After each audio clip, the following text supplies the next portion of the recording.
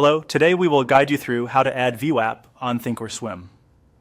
The volume-weighted average price, or VWAP, is a popular intraday benchmark that shows the average price of a symbol, weighted by trading volume.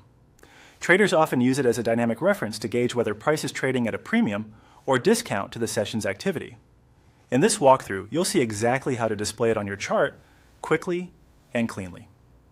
Start by opening the Thinkorswim platform on your computer. Give it a moment to load the main workspace so your charting tools are fully available. At the top of the platform, look for the Chart section in the main navigation. Select Chart to bring up your primary charting window. This is where indicators and studies will appear, overlaid directly on the price action. Next, click Studies.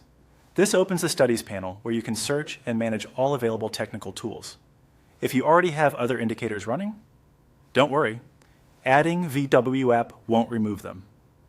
Use the search field inside the Studies panel and type VWAP. You should see the VWAP study appear in the results list. Keep your focus on the standard VWAP study provided with the platform to ensure default settings and behavior. Double-click VWAP in the results to add it to your chart.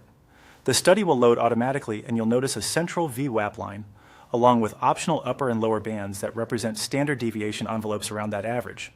The central line reflects the session's volume-weighted price, which many traders treat as a fair value reference during the day. A few quick pointers for context. VWAP is session-based, so it typically resets with each new trading day. Because it is volume-weighted, it reacts more to price moves that occur on higher volume and less to low volume noise. On intraday timeframes, price crossing above VWAP can signal strength relative to the session, while trading below it can suggest weakness. If your chart looks crowded or the lines seem compressed, try zooming in on the current session so the VWAP and its bands are easier to read.